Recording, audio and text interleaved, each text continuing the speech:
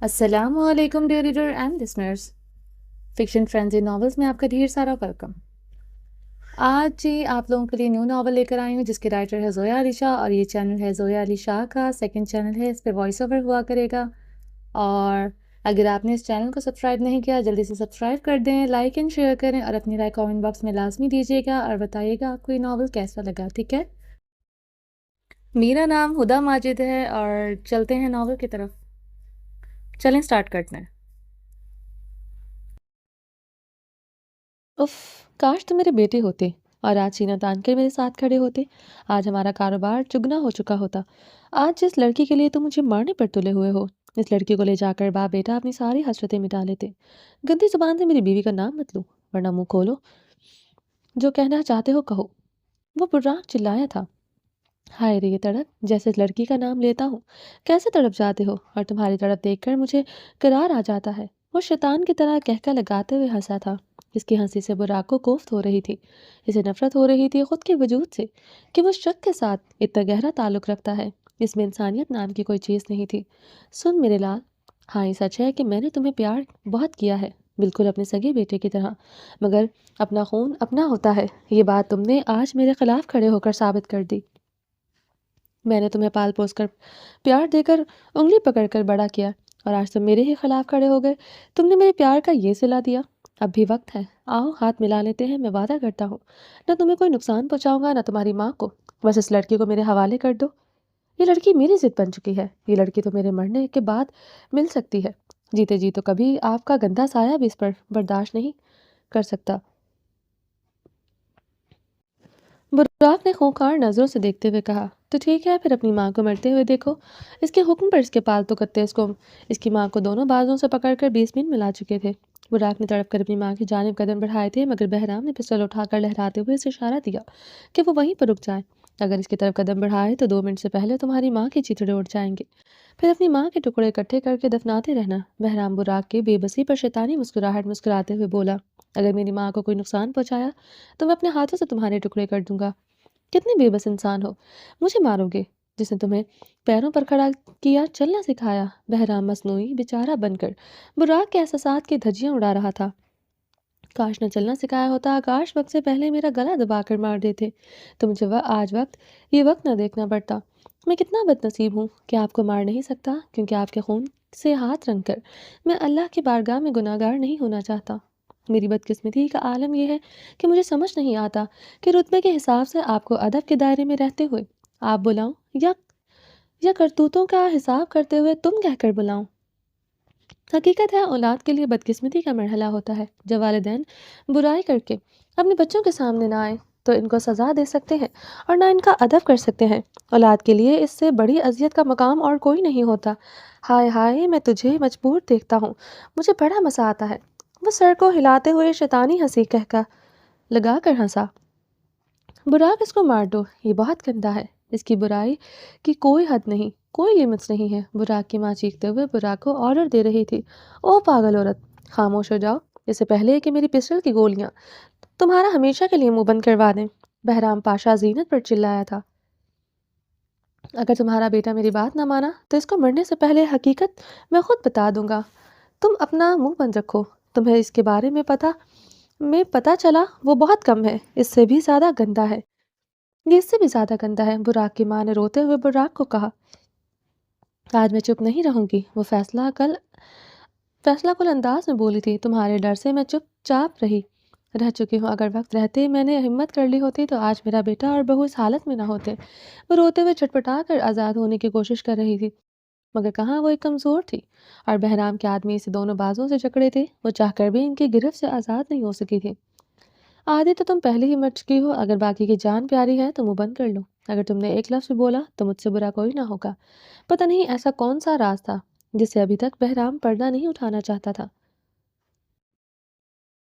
کیوں بات بار بار بہرام کے لبوں پر آ کر رک جاتی تھی؟ میں کہوں گی تم غلیظ انسان ہو، نہیں ہو تم براق کے باپ۔ براق کا باپ تو ایک ایماندار شخص تھا، وہ چیختے ہوئے بولی۔ براق کے سارا منظر حیران کن نظروں سے دیکھ رہا تھا۔ اگر تم نے اپنا منہ بند نہ کیا تو میں تمہیں وقت سے پہلے گہری نیند سلا دوں گا۔ بہرام نے چیختے ہوئے دھمکی دی تھی، مجھے موت سے ڈر نہیں لگتا، جو کرنا ہے کر لو، مگر اب اپنے بیٹے کے ساتھ میں کچھ غلط نہیں ہونے دوں گی۔ تم لالچی کتے ہو، تمہارا لالچ کی کوئی حد نہیں ہے۔ کتیا اپنا منہ بند کر، وہ چپٹ کر اس کے سر پر گن تانے کھڑا تھا۔ اگر میری ماں کو کچھ ہوا تو میں تمہارے ٹکڑے کر دوں گا۔ براق چلاتے ہوئے پسٹل لے کر اس کی جانب بڑھا تھا، مگر بہرام کی دہاڑ پر وہ اپنی جگہ رک گیا تھا۔ بہرام نے اشارہ دیا تھا کہ وہ ساری گولیاں اس کی ماں کے سر میں اتار دے گا۔ براق میرا بچہ، گھبراؤ مت، میری جان سے کہیں زیادہ اس کی موت ضروری ہے۔ یہ ناک ہے، ناک جب تک زندہ رہے گا ڈستے ہوئے ہماری زندگیوں کو موت سے بدتر بنائے رکھے گا۔ براق کی ماں کی آنکھوں میں موت کا کوئی ڈر نہیں تھا، بس وہ ہر صورت اپنے بیٹے کو کسی سچ سے آگاہ کرنا چاہتی تھی جو لالچ انسان کرنے دے رہا تھا۔ ماما، اس شخص کو میں کب سے مار چکا ہوتا۔ میں ڈرتا ہوں اللہ کی اس ذات سے، میں گنہگار نہیں ہونا چاہتا۔ اس کو سزا ملے گی، مگر اس کو سزا قانون دے گا۔ براق اپنی بے بسی پر چلاتے ہوئے بولا، میری جان، مار دو اس غلیظ انسان کو، مت گھبراؤ، اللہ کی ذات تمہیں معاف کر دے گی۔ یہ گھٹیا شخص تمہارا باپ ہے ہی نہیں۔ رحمت اللہ ساری سچائی جانتا ہے۔ اس سے پہلے کہ براق کی ماں کچھ اور کہتی، بہرام اس پر گولی چلا چکا تھا۔ فجر کی چیخ نکلی تھی گولی کی آواز سے۔ یہ سب کچھ اتنا اچانک ہوا کہ براق کو سنبھلنے تک کا موقع نہیں ملا۔ براق کی ماں زمین پر گرتی چلی گئی تھی۔ زمین پر گرتے ہی خون کی لکیر بنتے ہوئے چوڑی ہونے لگی تھی۔ جس ماں کو بچانے کے لیے وہ کب سے بے بسی کی مورت بنے کھڑا تھا، وہ ماں موت کے منہ میں جا رہی تھی۔ گولی بالکل دل کے قریب لگی تھی۔ وہ بیماری کی وجہ سے پہلے ہی بہت کمزور ہو چکی تھی۔ وہ گہرے گہرے سانس لیتے ہوئے اپنی آخری سانسیں گن رہی تھی۔ براق نے دھاڑتے ہوئے پسٹل کا رخ بہرام کی جانب کیا تھا۔ براق نے بہرام کی دونوں ٹانگوں پر اپنی پسٹل کی ساری گولیاں اتار دی تھیں۔ بہرام کی دردناک چیخ کے بیسمنٹ میں گوشیاں لگی تھی۔ بہرام کے پالتو کتے نے گولی چلائی تو گولی سیدھی براق کے بازو پر لگی تھی۔ خون کے چھینٹے فجر کے چہرے پر پڑنے سے فجر کی ڈری ہوئی چیخ نکلی۔ بیسمنٹ میں ہر طرف خون کی چھینٹیں نظر آنے لگی تھی۔ قیامت کا سما تھا۔ براق کی پسٹل سے گولیاں ختم ہو گئی تھیں۔ اس سے پہلے کہ بہرام کے کتے اپنی گولیوں سے فجر اور براق کو چھلنی کرتے، وجدان اور براق کی پوری ٹیم بیسمنٹ میں داخل ہو چکی تھی۔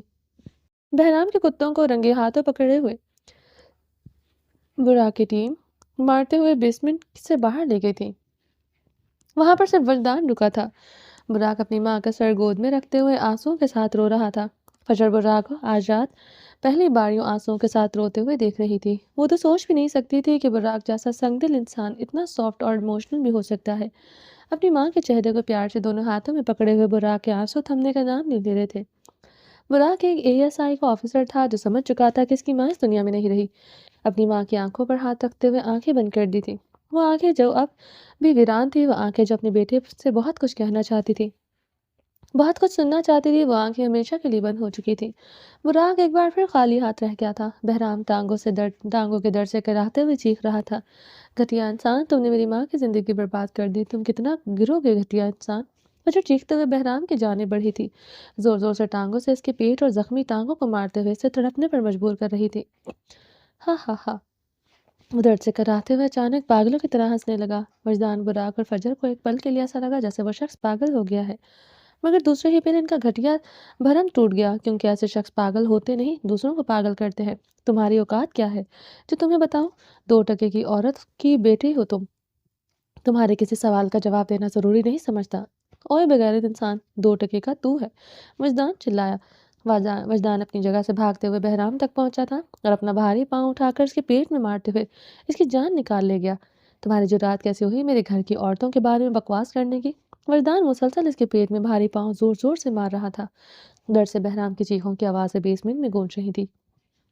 اسی وقت چودھری صلاح الدین، چودھری ریاض برق اور چودھری آصف برق پولیس کے ہمراہ بیسمنٹ میں داخل ہوئے، کیونکہ وجدان پچھلے 10 دنوں سے انہیں کچھ بتا نہیں رہا تھا اور گھر سے بھی غائب تھا۔ یہ بات چودھری صلاح الدین اور اس کے بیٹوں کو ہضم نہیں ہو رہی تھی۔ وجدان زندگی میں پہلی بار یوں گھر سے غائب تھا۔ اس دن براق اور وجدان کے بیچ ہوئی لڑائی بھی صلاح الدین اور ریاض برق کے کانوں تک پہنچ چکی تھی اور کافی کچھ آصف برق کو اپنے بھائی اور باپ کو بتا چکا تھا، کیونکہ اب باتیں مزید دبائی نہیں جا سکتی تھی۔ عافیہ اور بہرام کی سچائی آصف نے خود بتا دی تھی۔ صلاح الدین پولیس کے ہمراہ وجدان کا فون ٹریس کرتے ہوئے یہاں تک پہنچے تھے، مگر یہاں پر جو منظر انہوں نے دیکھا، جو کچھ انہوں نے سنا، یہ ان کی سوچ سے کہیں زیادہ شاکنگ تھا۔ براق کی ماں زینت، جس کا ان کو پتا تھا کہ وہ سالوں پہلے مر چکی ہے، وہ زینت اس وقت براق کے ہاتھوں میں خون میں لت پت پڑی تھی۔ وجدان اور فجر بہرام کی خاطر تو تواضع کر رہے تھے، سر چھوڑ دیں، آپ اپنے ہاتھ گندے مت کریں، ان کو قانون کے حوالے کر دیں، ان کو سزا ملے گی، ضرور ملے گی۔ انسپیکٹر نے آگے بڑھ کر وجدان کو سمجھاتے ہوئے کہا، لے جائیں اس کتے کو، اور ایسی عبرتناک موت ملنی چاہیے کہ اس کی روح کانپ جائے۔ وجدان چلاتے ہوئے انسپیکٹر سے بولا، میرے ساتھ تو جو کرنا ہے وہ ہو کر رہے گا، اور مجھے کوئی فرق نہیں پڑتا۔ تمہیں کیا لگتا ہے کہ تم لوگوں کے سامنے بھیک مانگوں گا؟ ایسا کبھی نہیں ہوگا۔ بہرام مر تو سکتا ہے مگر چپ نہیں سکتا۔ اس کے چہرے پر ابھی وہی شیطانی مسکراہٹ تھی۔ اسے کچھ بھی فرق نہیں پڑا تھا کہ اس گھٹیا شخص کے گندگی کا پٹارا اس کے سامنے، سب کے سامنے کھل چکا تھا۔ اپنی بکواس بند کر، انسپیکٹر اسے گریبان سے پکڑ کر گھسیٹتے ہوئے اسٹریچر پر ڈلوا رہا تھا۔ اور سیفی، تو کل بھی بے وقوف تھا تو آج بھی بے وقوف ہے، بہرام آصف کو دیکھتے ہوئے کہہ رہا تھا، جو خوخار نظروں سے بہرام کی جانب دیکھ رہا تھا۔ آصف اس کو مارنے کے لیے آگے بڑھا تھا کہ وجدان کے بابا ریاض نے ان کا ہاتھ مضبوطی سے تھام رکھا تھا۔ وہ نہیں چاہتا تھا کہ اس کا بھائی بہرام کے گندے خون سے اپنے ہاتھ رنگے۔ ایسے آنکھیں پھاڑ کر مجھے مت کھور، مجھے تجھ سے نہ کل ڈر لگتا تھا نہ آج لگتا ہے۔ تو کتنا بدقسمت انسان ہے، کل تو اپنی بیوی کو مجھ سے نہیں بچا سکا، اور آج اپنی بیٹی کو میرے بیٹے سے نہیں بچا پایا۔ فرق اتنا ہے کہ میرا بیٹا مجھ سے 4 ہاتھ آگے نکلا۔ جو کچھ میں نے بغیر نکاح کے کیا، وہ سب کچھ ہی نکاح کا جھانسا دے کر کر رہا ہے، ورنہ تیری بیٹی کی ہر رات عزت بھی لوٹی جاتی ہے، اور اس پر تشدد بھی کیا جاتا ہے۔ جا کر کہنا میرا ایکس محبوبہ کو کہ اپنی بیٹی کے جسم پر کہ اس کے دیے ہوئے بیلٹوں کے نشان دیکھے۔ وہ چیختے ہوئے بولتا جا رہا تھا جبکہ پولیس والے اس کا اسٹریچر بیسمنٹ سے باہر لے جا رہے تھے۔ براق اس وقت شدید صدمے میں تھا کہ ایسا نہیں تھا کہ وہ بہرام کو سزا نہیں دینا چاہتا تھا۔ وہ جانتا تھا کہ بہرام اب اس کی ٹیم کی نگرانی میں ہے، وہ کہیں بھاگ نہیں سکتا، اور نہ ہی اس کی بھاگنے والی حالت میں ہے۔ اس کی دونوں ٹانگیں شدید زخمی تھیں۔ اب آنے والے کئی مہینوں تو وہ اپنے پیروں پر بھی کھڑا نہیں ہو سکتا تھا۔ مگر جو آخری داؤ وہ کھیل کر گیا تھا، اس سے براق کی زندگی میں مزید طوفان آ چکا تھا۔ پتہ نہیں براق نے کیسے قسمت پائی تھی، ایک مصیبت ختم ہوتی تھی تو دوسری شروع۔ آصف رک نے براق کی جانب زہریلی نظروں سے دیکھا تھا۔ وہ اپنی بیٹی کا ہاتھ تھامتے ہوئے بیسمنٹ کے دروازے سے باہر نکلے۔ بابا پلیز، میں اس حالت میں براق کو چھوڑ کر نہیں جانا چاہتی۔ بابا، اس کو میری ضرورت ہے۔ بابا، وہ آدمی سب کچھ جھوٹ بول کر گیا ہے۔ فجر اپنا ہاتھ چھڑواتے ہوئے اپنے بابا براق کی صفائی پیش کر رہی تھی، کیونکہ فجر براق سے پیار کرنے لگی تھی، مگر شاید پیار کو سمجھنے میں بہت دیر ہو گئی تھی۔ فجر، میرے ساتھ چلو ورنہ تم میرا مرا ہوا منہ دیکھو گی۔ میں خود کو شوٹ کر لوں گا۔ بابا پلیز، آپ ایسا کیوں کر رہے ہیں؟ وہ روتے ہوئے بے بسی سے اپنے بابا کو دیکھ رہی تھی۔ تمہارا باپ ہوں اس لیے کر رہا ہوں۔ اس گھٹیا انسان سے میری بیٹی پر ہاتھ اٹھایا، اس کی جرات کیسے ہوئی؟ وہ بیٹی کو ہاتھ سے پکڑ کر گھسیٹتے ہوئے اپنی گاڑی کا گیٹ کھول کر اس میں بٹھا چکا تھا۔ فجر گاڑی میں بیٹھ گئی تھی کیونکہ اس کے بابا نے اپنے مرنے کی دھمکی دی تھی۔ وہ کیسے اپنے بابا کو مرنے دیتی؟ اس نے اس کے ہر خواب کو پورا کیا تھا۔ وہ اس وقت بہت مجبور تھی، نہ تو اپنے بابا کی بات کو ٹال سکتی تھی، اور نہ ہی براق کو اس دکھ کی گھڑی میں چھوڑ کر آنا چاہتی تھی۔ تیزی سے آصف وہاں سے گاڑی نکالتے ہوئے بنا کسی کا انتظار کی وہاں سے جا چکا تھا۔ بہرام کو بھی پولیس کسٹڈی میں لے کر گئی تھی۔ اب صرف باہر وجدان کے آدمی اور براق کی ٹیم کے 3-4 آفیسر کھڑے تھے۔ صلاح الدین اور ریاض برگ بھی وہیں موجود تھے۔ صلاح الدین کے چہرے پر شدید غصے کے تاثرات تھے۔ اس وقت براق سے کوئی ہمدردی نہیں کرنا چاہتے تھے۔ صلاح الدین نے اپنے بیٹے ریاض برگ کے ساتھ بیسمنٹ سے باہر نکل آیا تھا۔ وجدان، تمہیں کیا الگ سے کہنا پڑے گا؟ چلو، ہم اس شخص سے کوئی ہمدردی نہیں رکھ سکتے جس نے ہماری پوتی پر ہاتھ اٹھایا۔ صلاح الدین بیسمنٹ کے دروازے پر کھڑے ہو کر وجدان سے مخاطب تھا۔ مت بھولو، اس گھٹیا انسان کا بیٹا ہے جس نے سالوں پہلے ہمارے گھر کی عزت پر ہاتھ ڈالا۔ صلاح الدین کی بھاری غصیلی آواز بیسمنٹ میں گونجی تھی۔ جو دروازے پر دونوں ہاتھ رکھے کمر پر باندھے کھڑا تھا۔ وجدان سمجھ چکا تھا اس کا چاچو ساری حقیقت بتا چکا ہے، مگر جتنی حقیقت وجدان جانتا تھا شاید وہ سن کر تو کئی رشتوں میں دراڑیں آ جائیں گی۔ وجدان کا دل اس وقت ڈر سے لبریز تھا کیونکہ اس سارے فساد کی جڑ اس کی ماں تھی۔ سوری داجی، میں اس وقت اس کو اکیلا نہیں چھوڑ سکتا۔ اس نے فجر پر ہاتھ اٹھایا، یہ سوچ کر جتنا غصہ آپ کو ہے اتنا ہی مجھے بھی ہے۔ پہلی بار آپ کے حکم سے انکار کر رہا ہوں، مجھے معاف کر دیجیے۔ بس اتنا سمجھ لیں کہ میں بہت سی ایسی حقیقتیں ہیں جن سے ابھی پردہ اٹھنا باقی ہے۔ ان حقیقت سے جب پردہ اٹھے گا تو بہت سے رشتے ٹوٹ جائیں گے۔ پلیز اس وقت مجھے مت کیجیے گا، میں آ جاؤں گا۔ صلاح الدین وجدان کی باتیں سن کر غصے سے اپنے بیٹے کے ہمراہ وہاں سے جا چکا تھا۔ براق کی ماں کی باڈی کو لیتے ہوئے براق اور وجدان بھی وہاں سے نکل آئے تھے۔ براق کی دنیا اس کی ماں پر ختم ہو چکی تھی۔ وہ شفقت بھرا سایہ جس کو بچانے کے لیے وہ سالوں سے کوشش کر رہا تھا، مگر افسوس وہ نہیں بچا سکا تھا۔ براق ہار گیا تھا، وہ گھٹیا شخص ہار کر بھی جیت گیا تھا۔ وہ جاتے جاتے ہوئے اپنے ارادوں میں کامیاب ہو گیا۔ براق کی جنت اس کی ماں ہمیشہ کے لیے اسے دور جا چکی تھی۔ اپنی ماں کا سر گود میں رکھے وہ گاڑی میں خاموش بیٹھا تھا۔ چہرے پر کوئی تاثرات نہیں تھے، خالی نظروں سے بس اپنی ماں کا چہرہ دیکھے جا رہا تھا۔ وجدان کہاں ہے؟ وجدان کیوں نہیں آیا آپ لوگوں کے ساتھ؟ سریا سب کے ساتھ اپنے بیٹے کو نہ پا کر پاگل سی ہو گئی تھی۔ سریا کو پل پل کی خبر تھی۔ وہ تو یہ بھی جانتی تھی کہ بہرام نے فجر کو اغوا کروایا ہے، مگر اس کے دل کو تکلیف تو اس وقت ہوئی جبکہ گھر میں صلاح الدین، ریاض برق، آصف برق یہ خبر دی کہ وجدان اور براق ایک ہی جگہ پر ہیں۔ تب سے وہ تڑپ رہی تھی کہ کہیں بہرام اس کے بیٹے کو نقصان نہ پہنچا دے، اور دوسری طرف یہ ڈر بھی تھا کہ کہیں اس کی حقیقت سب کے سامنے نہ آ جائے۔ یہ سچ تھا کہ سریا بہت بری عورت تھی، مگر یہ حقیقت تھی کہ وہ اپنے بیٹے سے بے انتہا پیار کرتی تھی۔ وجدان میں اس کی جان بستی تھی۔ پیار تو وہ اپنے تینوں بچوں سے بہت کرتی تھی، مگر وجدان کے لیے اس کے دل میں ایک الگ گوشہ تھا۔ میں نے پوچھا وجدان کیوں نہیں آیا؟ وہ ریاض کے قریب جا کر چیخی تھی۔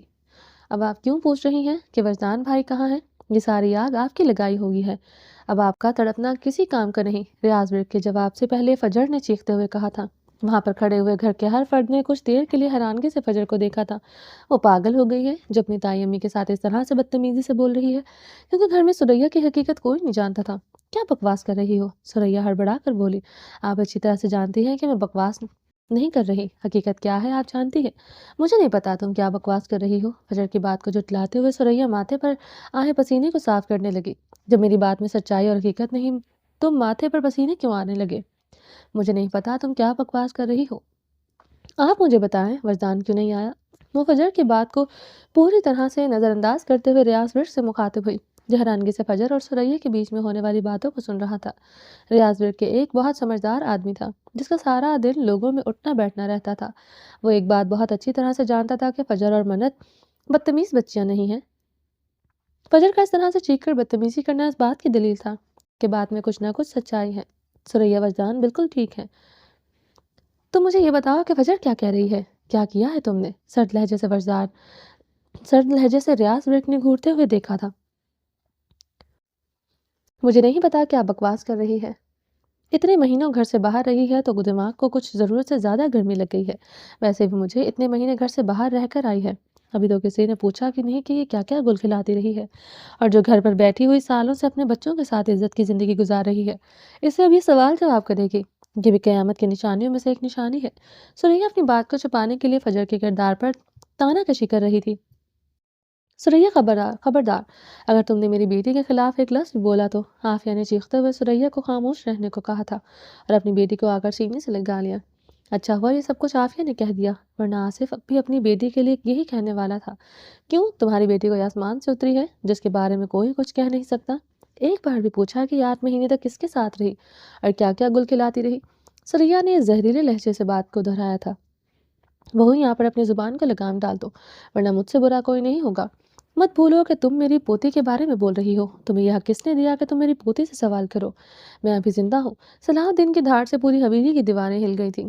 سریا کی زبان پر تالا لگ گیا تھا کیونکہ صلاح الدین گھر کا سربراہ تھا، اس کے آگے کسی کی بولنے کی جرات نہیں تھی۔ عافیہ بہو، فجر کو لے کر کمرے میں جاؤ۔ جی۔ عافیہ حکم کی تعمیل کرتے ہوئے فجر کو لے کر روم میں چلی گئی۔ آصف تم بھی فجر بیٹے کے پاس جاؤ، سریا نے غلط کیا ہے اس کے ساتھ بات کرنے کے لیے میں ہوں۔ تم رک کر مزید بات کو ہوا دے کر تماشا مت بنانا، میرے گھر کا امن و سکون برباد کرنے کی تم لوگوں کی کوشش بھی مت کرنا۔ یہ مت بھولو کہ میں ابھی زندہ ہوں، مرا نہیں۔ جب مر جاؤں گا تو ایک دوسرے کو دل کھول کر تیور دکھا لینا۔ آصف ایک جو غصے سے نظروں سے سریا کی جانب دیکھ رہا تھا، اس کے غصے والے ارادے کو بھانپتے ہوئے صلاح الدین نے کڑے لہجے سے اسے روم میں جانے کو کہا تھا۔ آصف برق اپنے باپ کا حکم مانتے ہوئے اپنے روم کی طرف چل دیا تھا۔ سریا بہو تم میری پوتی کی کردار کشی کر کے اچھا نہیں کیا، صلاح الدین نے کمر پر دونوں ہاتھ باندھتے ہوئے گرجدار لہجے میں بولا تھا، جبکہ ریاض برق پاس ہی شرمندہ نظروں سے سر جھکائے کھڑا تھا۔ وہ شرم سے مر رہا تھا کہ اس کی بیوی نے اس کی بھتیجے پر تہمت لگائی تھی۔ یہی تو اس گھر کی خاصیت تھی کہ بھتیجوں کو بیٹیوں سے بڑھ کر سمجھا جاتا تھا۔ صلاح الدین کی حویلی میں بیٹی کی عزت اچھالی گئی تھی، جس گھر میں رشتوں کو ہمیشہ محبت اور عزت کی نگاہ سے دیکھا جاتا تھا۔ اب جان میں شرمندہ ہوں۔ اب شرمندہ ہونے کا کوئی فائدہ نہیں، تمہیں منہ کھولنے سے پہلے سوچنا چاہیے تھا کہ تم کس کے بارے میں بول رہی ہو۔ صلاح الدین سریا کی بات کو کاٹتے ہوئے بولا تھا، میری پوتیاں میرا غرور ہے، میرے پوتیوں کی وجہ سے آج تک میرا سر کبھی شرم سے نہیں جھکا۔ میری پوتیاں مر تو سکتی ہیں مگر بدکردار نہیں ہو سکتی۔ اگر فجر کے ساتھ کوئی حادثہ ہوا بھی ہے تو اس کے لیے ہم کبھی اپنی پوتی کو قصوروار نہیں ٹھہرائیں گے۔ صلاح الدین کی آنکھوں میں خون اترا ہوا تھا۔ اب اجی میرا وہ مطلب نہیں تھا۔ سریا نظریں جھکائے شرمندگی کا ڈرامہ کرتے ہوئے بول رہی تھی، جبکہ اسے اپنے بولے ہوئے لفظوں پر کوئی شرمندگی نہیں تھی۔ تمہارا مطلب جو بھی تھا، مگر تم نے اس گھر کی بیٹی کی عزت پر کیچڑ اچھالا ہے۔ اس کے لیے ابا جان تو کیا، میں بھی تمہیں کبھی معاف نہیں کروں گا۔ ریاض بڑے غصے سے کہتے ہوئے روم کی طرف چل پڑا تھا۔ صلاح الدین نے بات کو مزید بھڑکایا نہیں تھا۔ اس کا مقصد اس بات کو یہیں روکنا تھا کہ اس بات کو مزید بھڑکانا۔ بہو آئندہ احتیاط رکھنا۔ بات کو سٹاپ لگاتے ہوئے صلاح الدین نے اپنے کمرے کی جانب بڑھ گیا تھا۔ سریا ہاتھوں کو مروڑتے ہوئے وہیں پر کھڑی تھی۔ اب تو اسے موت اپنے قریب آتی ہوئی نظر آ رہی تھی۔ وہ جان چکی تھی کہ فجر اب اپنا منہ بند نہیں رکھے گی۔ بہرام اور براق کے بیچ میں کیا ہوا ہے وہ یہ بھی نہیں جانتی تھی۔ وجدان کہاں ہے اسے یہ بھی نہیں پتا تھا۔ ہر طرف شکنجے سے کسے جا چکے تھے۔ سچ کہتے ہیں مجرم جتنا مرضی بھاگ لے مگر ایک نہ ایک دن وہ پکڑا ہی جاتا ہے۔ سریا کی بربادی کا وقت نزدیک آن پہنچا تھا۔ براق کی ماما کی تدفین کر دی گئی تھی۔ وہ اب بھی بہت ٹوٹا ہوا تھا۔ اس کے سارے وقت میں وجدان ہر پل اس کے ساتھ تھا اور اسے حوصلہ بھی دے رہا تھا۔ اس وقت وجدان اور رحمت اللہ کے سوا براق کا کوئی اپنا اس کے پاس نہیں تھا۔ اس مشکل گھڑی میں اسے فجر کی بہت ضرورت تھی، مگر جانتا تھا کہ اس کی فجر اس وقت بے بس اور مجبور ہے۔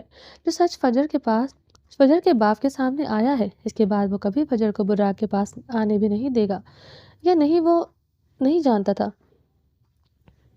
جس بیٹی کو اس کے باپ نے کبھی انگلی نہ لگائی ہو، اسے لاڈ پیار اور نخروں سے پالا ہو، اس باپ کو جب پتہ چلے کہ اس بیٹی کو اتنی اذیت دی گئی کہ بیلٹوں سے مارا گیا ہے، اس شخص کے ساتھ باپ اپنی بیٹی کو کیسے بھیج دے گا؟ یہ سوچ سوچ کر براق کا دل بند ہو رہا تھا۔ فجر کے اس نے جینے کا واحد سہارا تھی۔ فجر کے بغیر زندگی کا سوچ کر بھی براق کا دل بند ہو رہا تھا۔ جب حقیقت میں اسے زندگی فجر کے بغیر گزارنی پڑی تو وہ کیا کرے گا؟ وہ فجر کے بغیر زندہ کیسے رہے گا؟ یہ سوچ سوچ کر اس کی سانسیں رک رہی تھی۔ اس مشکل وقت میں اس کا واحد سہارا وجدان تھا، جس سے اسے کچھ امید نہیں تھی۔ اس لیے وہ چاہتا کہ اس کی ساری سچائی وجدان کے سامنے ہو۔ سچائی سے اب تک وہ خود بھی آشناس نہیں تھا۔ وہ نہیں جانتا تھا کہ سچ کتنا کڑوا ہے، مگر وہ سچائی کو وجدان کے سامنے سننا چاہتا تھا۔ براق پلیز مجھے اس وقت گھر جانا ہے۔ میں اس دکھ کی گھڑی میں تمہارے ساتھ کچھ اور دیر رکتا، مگر سوری مجھے معاف کر دینا۔ منت کی حالت بہت خراب ہے۔ مجھے فجر کا میسج آیا ہے، اس نے کھانا پینا تک چھوڑ رکھا ہے۔ میری غیر حاضری میں اور بات نہ ہونے کی وجہ سے اس نے پچھلے ایک ہفتے سے کچھ ٹھیک سے کھایا ہے نہ سوئی ہے، جس کا اس کی صحت پر بہت برا اثر پڑا ہے۔ آج ڈاکٹر نے اسے نیند کی دوا دے کر سلایا ہے۔ میں جانتا ہوں جب تک وہ میری شکل نہیں دیکھے گی اسے چین نہیں آئے گا۔ تدفین کے بعد وجدان گھر کے لیے نکلنے ہی لگا تھا کہ براق نے اسے روک لیا۔ وجدان بھائی پلیز کچھ دیر اور رک جائیں۔ کوئی ایسا سچ تھا جو ماما مجھے بتانا چاہتی تھی، مگر زندگی نے مہلت نہیں دی۔ مگر وہ سچ رحمت اللہ جانتا ہے۔ میں وہ سچ سننا چاہتا ہوں کہ میری زندگی کی حقیقت کیا ہے، اور میں چاہتا ہوں اس سچ کو سننے کے لیے آپ میرے پاس موجود ہوں۔ براق کا لہجہ التجا سے بھرا تھا۔ وجدان چاہ کر بھی منع نہیں کر سکا، جبکہ اس کے حواسوں پر منت سوار تھی۔ جب سے اسے فجر کا میسج آیا تھا اس کی دھڑکنیں بے ترتیب تھیں۔ وہ دل پر پتھر رکھ کر براق کے کہنے پر رک گیا تھا۔ ویسے بھی ماضی کی کڑیوں سے جڑے ہوئے ہر سچ کو وجدان جاننا چاہتا تھا، تاکہ آنے والے وقت میں فیصلہ کرتے ہوئے اسے کوئی دقت نہ ہو۔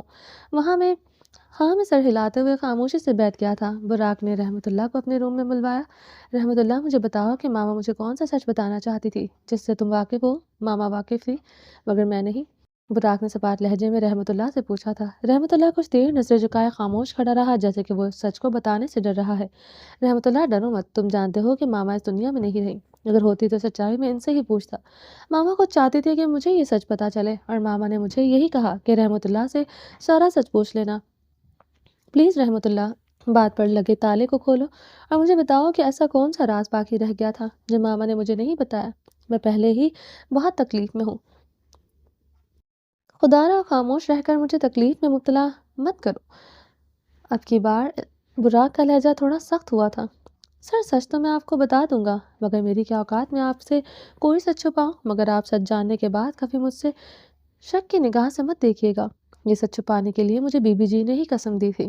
یہ ان کا حکم تھا، براق سر بھی کبھی اس سچائی تک نہ پہنچے، ورنہ خدا کی قسم رحمت اللہ کی جان بھی آپ پر قربان، آپ نے جو میری بیٹی کی عزت بچا کر مجھ پر احسان کیا ہے، اس احسان کے بدلے اگر رحمت اللہ اپنی جان بھی آپ کے لیے قربان کر دے تو وہ کم ہوگی۔ تم بے فکر رہو رحمت اللہ، تم نے بھی میرے لیے بہت کچھ کیا ہے، میں کبھی تم پر شک نہیں کر سکتا، تم ہمیشہ میرے دل کے نزدیک رہو گے، مگر پلیز مجھے بتاؤ سچ کیا ہے؟ براق نے تسلی بخش انداز سے کہا تو رحمت اللہ کے دل کو تسکین ملی تھی۔ سر بہرام پاشا آپ کا سگا باپ نہیں تھا۔ پہلی بات نے ہی وجدان اور براق کے دل کے نظام کو ہلا کر رکھ دیا تھا۔ تو کون تھا براق کا باپ؟ وجدان نے سوالیہ نظروں سے دیکھتے ہوئے پوچھا۔ بہرام کا بڑا بھائی نثار پاشا، جو کہ بہرام پاشا سے بالکل مختلف تھا، ایک نیک، ایماندار اور رحم دل انسان تھا، جس نے ہمیشہ غریبوں کی مدد کی اور حلال اور حرام میں فرق رکھا تھا۔ آپ کی والدہ کی شادی نثار پاشا سے ہوئی تھی۔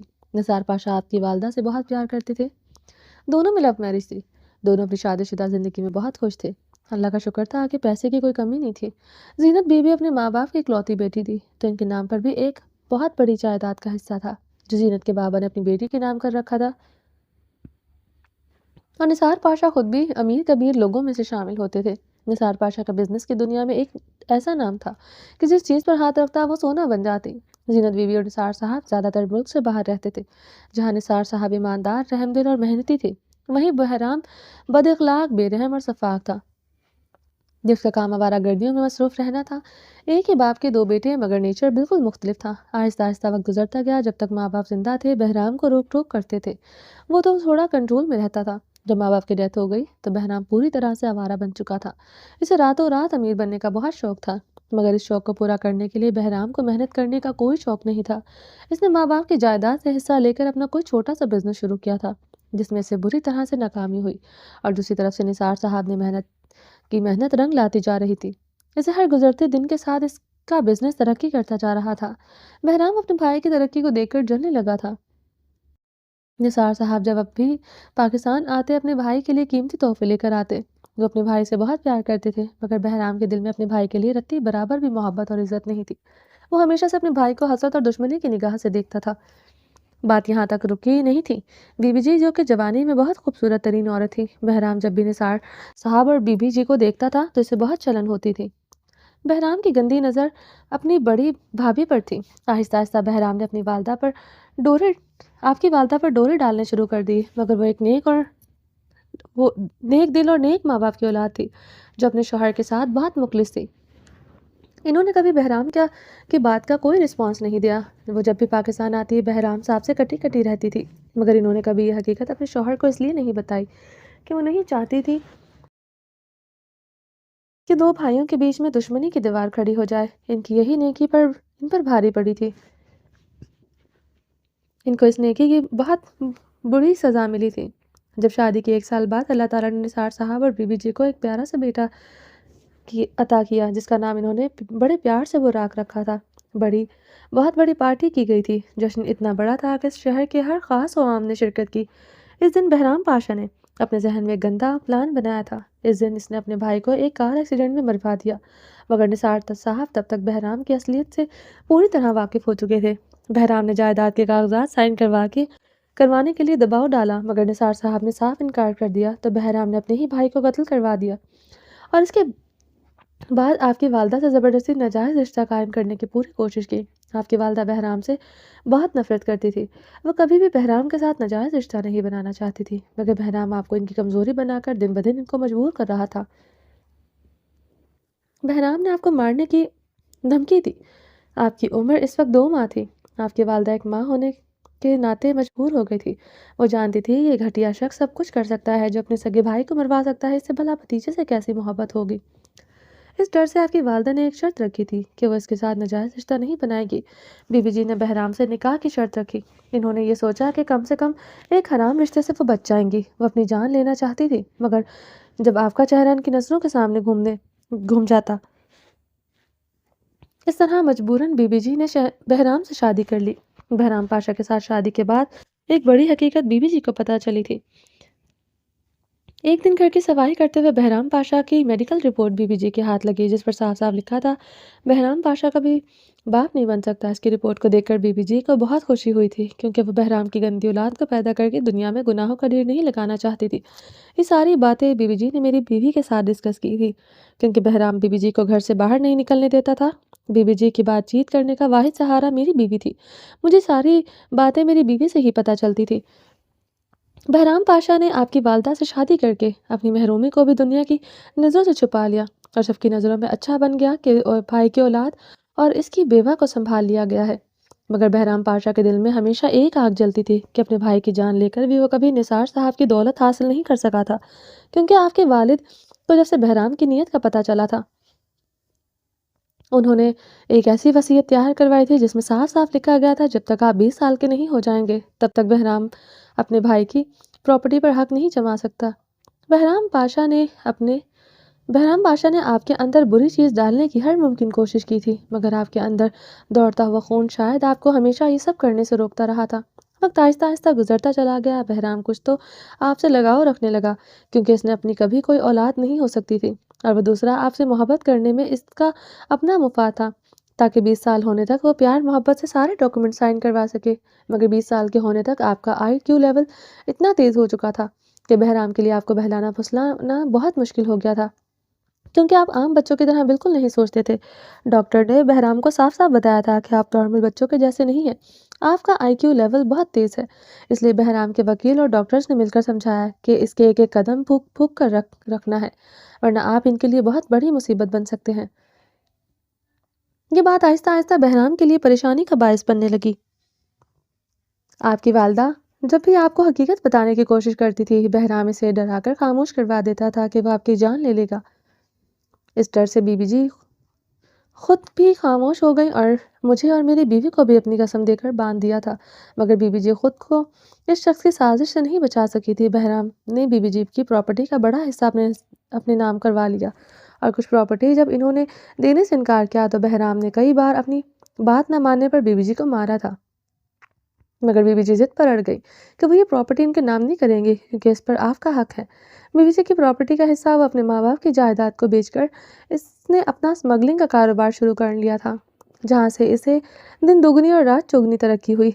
वो हर दिन के साथ मजबूत होता चला गया था, मगर इसके अंदर की भूख नहीं मिटी थी। इसे आपके बाबा और आपकी वालदा की सारी प्रॉपर्टी चाहिए थी, जिसको हासिल करने के लिए इसने हर हरबा आजमाया। ये थी सारी हकीकत। रहमतुल्लाह ने गहरा सांस लेते हुए बात ख़त्म की। बुराक ने बेतासुर चेहरा लिए खाली खाली नज़रों से फर्श को देखते जा रहा था, जहाँ बुराक को सब सुनकर धचका लगा था। वहीं पर वजदान को भी सारी सच्चाई सुनकर बहुत बड़ा धचका लगा था। वो बुराक हो किस कदर गलत समझता था, मगर बुराक की अपनी ज़िंदगी किस कदर उलझी हुई थी, इसका तो इसे अंदाज़ा तक नहीं था। बुराक खुद को मजबूत करो, कम से कम ये हकीकत जानकर तुम सुकून से जी सकोगे, तुम्हारे रगों में किस घटिया शख्स का खून नहीं। वजदान ने बुराक के कंधे को थपथपाते हुए तसल्ली दी थी। वजदान भाई, मैं शख्स को कभी माफ़ नहीं करूँगा। मैं इसे इतनी अज़ियतनाक मौत दिलवाऊँगा कि इसकी रूह काँप जाएगी। इस शख्स ने मुझसे जुड़े हर रिश्ते को तकलीफ़ पहुँचाई है। मेरे बाबा को मुझसे छीन लिया। मैं अपने बाबा को कभी देख नहीं सका। मैं तो ये भी नहीं जानता था कि मेरे बाबा कैसे दिखते थे। बुराक के लहजे में दर्द और तड़प थी। तुम नहीं, हम मिलकर बहराम को इसके अंजाम तक पहुंचाएंगे। बुराक ये सोचकर अपना गम हल्का कर लो कि तुम्हें तकलीफ पहुंचाने वाला तुम्हारा सगा बाप नहीं। कम से कम अब तुम हमें इस बात की तसल्ली तो है। मगर बदकिस्मती से मेरे घर को, मेरी जन्नत को आग लगाने वाली मेरी अपनी सगी माँ है। अभी तो मुझे इस आग के दरिया में कूदना है। मेरी तरफ देखकर अपने दुख को हल्का कर लो। वजदान दर्द ज़दा लहजे से कहता हुआ उसकी पीठ थपथपाकर उठकर खड़ा हुआ था। इसे अब अपने घर जाना था और सामना करना था अपनी माँ का, जो आज से पहले इसके लिए दुनिया की सबसे अजीम और दुनिया की नेक औरत थी। अब वो अपनी माँ के बारे में क्या सोचता है, अभी तो इसे ये फैसला करना था। आसान नहीं होता औलाद के लिए फैसला करना जब गुनहगार माँ बाप हो। खुदारा जलन और हसद की आग में कुछ ऐसा न कर जाए कि आपकी औलाद ही आपको देखकर शर्मिंदा हो जाए। वजदान, मेरा बेटा, कहाँ थे तुम? वजदान जैसे ही घर के अंदर दाखिल हुआ, हमेशा की तरह दरवाजे सुरैया बेगम ने खोला और मोहब्बत भरी निगाहों से अपनी बेटी की जानिब लपकी थी। खुदारा मुझसे दूर रहिएगा, ऐसा ना हो कि मैं खुद को कोई नुकसान पहुंचा लूं। वजदान ने भारी हाथ हवा में उठाते हुए अपनी माँ को खुद से दूर रहने को कहा। वजदान में हिम्मत नहीं थी इनसे اس نے نظر اٹھا کر بھی اپنی ماں کی جانب نہیں دیکھا تھا۔ وجدان ایسا کیوں کہہ رہے ہو؟ کیا ہوا؟ سریا بیگم کی آواز رو دینے والی تھی۔ آپ کا دل تڑپ رہا تھا کہ کہیں اس کے دل کے اندر جو ڈر ہے وہ سچ ثابت ہونے والا ہے، کہ کہیں وجدان ان کی کالی حقیقت جان تو نہیں کیا؟ وجدان بنا کوئی جواب دیے تیزی سے چلتا ہوا سیڑھیاں پھلانگتے ہوئے اپنے روم کے جانے پڑ گیا تھا۔ زندگی میں پہلی بار ایسا ہوا تھا کہ چودھری وجدان بیگ اپنی ماں کا چہرہ دیکھ کر اس قدر غصے میں تھا کہ اس کا بس چلتا تو وہ خود کو اتنی اونچائی سے نیچے گرا تھا کہ اس کے جسم کے چتھڑے اڑ جاتے، اس کو دوسری سانس تک نہ آتی۔ یہ کاش اس کے سامنے کھڑی ہوئی ہستی اس کی ماں نہ ہوتی۔ پہلی بار اس نے شدت سے چاہا تھا، کاش وہ ایسا وہ اس عورت کا بیٹا نہ ہوتا۔ اگر سریا بیگم اس کی ماں نہ ہوتی تو شاید وہ اس کی جان لے لیتا۔ وجدان بیگ تو وہ شخص تھا جو اپنی ماں کا چہرہ دیکھ کر کھل جایا کرتا تھا۔ وہ اتنی محبت سے ساتھ اپنی ماں کے چہرے پر نظر ڈالتا تھا کہ دیکھنے والوں کو رشک آ جاتا تھا۔ وجدان ہمیشہ اپنی ماں کی جانب دیکھتے ہوئے اس حدیث مبارکہ کو ہمیشہ یاد رکھتا تھا، اپنی ماں کے چہرے پر محبت بھری نظر ڈالنے سے ایک مقبول حج کا ثواب ملتا ہے۔ وہ شدید ذہنی سٹریس کے ساتھ روم میں داخل ہوا تھا۔ سامنے ہی منت گہری نیند میں سو رہی تھی، جبکہ فجر اس کے پاس پریشان چہرہ لیے ہوئے بیٹھی تھی۔ وجدان نے آئیبرو اٹھا کر اشارے سے پوچھا تھا کہ منت کی کنڈیشن کیسی ہے؟ فجر بغیر جواب دیے اپنی جگہ سے اٹھ کر وجدان کے قریب آ کر کھڑی ہو گئی تھی۔ شاید وہ نہیں چاہتی تھی کہ منت اس کی آواز سے بے آرام ہو، کیونکہ منت کو بہت سی مشکل سے ڈاکٹر نے دوا دے کر سلایا تھا۔ منت کیسی ہے؟ وجدان نے آہستہ سے منت کی جانب اشارہ کرتے ہوئے پوچھا۔ بہت خراب حالت تھی، اسی لیے ڈاکٹر نے ان کو نیند کی دوا دی ہے۔ پچھلے 3-4 گھنٹوں سے سو رہی ہیں، مگر نیند میں بھی بہت بے چین سی ہو کر آپ کا ہی نام لے رہی ہیں۔ ڈاکٹر نے کہا کہ انہوں نے سٹریس بہت زیادہ لے لیا ہے۔ ڈاکٹر نے کہا کہ ان کا سو جانا بہتر ہے، اور ورنہ اگر یہ اسی طرح سٹریس میں مزید رہی تو ان کے دماغ کی نس بھی پھٹنے کا اندیشہ ہے۔ فجر نے ساری تفصیل بتائی تو وجدان نے آنکھیں بند کر کے گہرا سانس بھرا تھا۔ ٹھیک ہے، تم جا کر روم میں آرام کرو، میں فریش ہو کر اسے دیکھ لوں گا۔ پریشان مت ہونا، کچھ نہیں ہونے دوں گا تمہاری پیاری بہن کو۔ فجر کے سر پر ہاتھ رکھتے ہوئے تسلی بخش انداز سے کہا۔ فجر مسکرا کر ہاں میں سر کو ہلاتے ہوئے دروازے کی جانب بڑھی۔ فجر؟ وجدان کی آواز پر فجر نے پلٹ کر دیکھا تھا۔ جی بھائی؟ میں روم میں جا کر براق کو فون کر لیتا، اس وقت وہ بہت ٹوٹا ہوا ہے، اسے بہت ضرورت ہے تمہاری۔ بہت محتاط اور سنجیدہ لہجے میں بغیر فجر کی جانب دیکھے وجدان نے کہا، مگر بھائی بابا نے اپنی قسم دی ہے کہ میں سے کوئی رابطہ نہیں رکھوں۔ فجر کی درد زدہ منمنائی سی آواز وجدان کے سماعت سے ٹکرائی تھی۔ وجدان بھاری قدم اٹھاتے ہوئے فجر کے قریب آ کر کھڑا ہو گیا، ایک لمبی سانس کھینچتے ہوئے اس کے سر پر ہاتھ رکھا تھا۔ فجر، جہاں سے چاچو دیکھ رہے ہیں وہ باپ ہونے کے ناطے بالکل رائٹ ہے، مگر جہاں سے میں دیکھ رہا ہوں وہاں سے غلط براق بھی نہیں۔ فجر، کبھی کبھی کسی کی زندگی بچانے کے لیے کچھ قسمیں، کچھ وعدے توڑنے بھی پڑتے ہیں۔ تم اس سے دور رہو۔ دور ہو کر چاچو سے کیا وعدہ نبھا رہی ہو؟ مگر پلیز فون پر بات کر کے اس کو ہمت دو، اس کی ہمت ٹوٹ چکی۔ جب انسان کی ہمت ٹوٹ جاتی ہے تو کبھی بھی انسان اس قدر اذیت میں مبتلا ہو جاتا ہے کہ لوگ اس کی جان لے لیتے ہیں۔ فجر، براق کو مرنے کے لیے اکیلا مت چھوڑو۔ اس نے اپنی چھوٹی سی زندگی میں اس قدر دکھ دیکھ لیے ہیں کہ مجھے ڈر ہے کہ وہ مزید شدید دکھوں کا سامنا نہیں کر سکے گا۔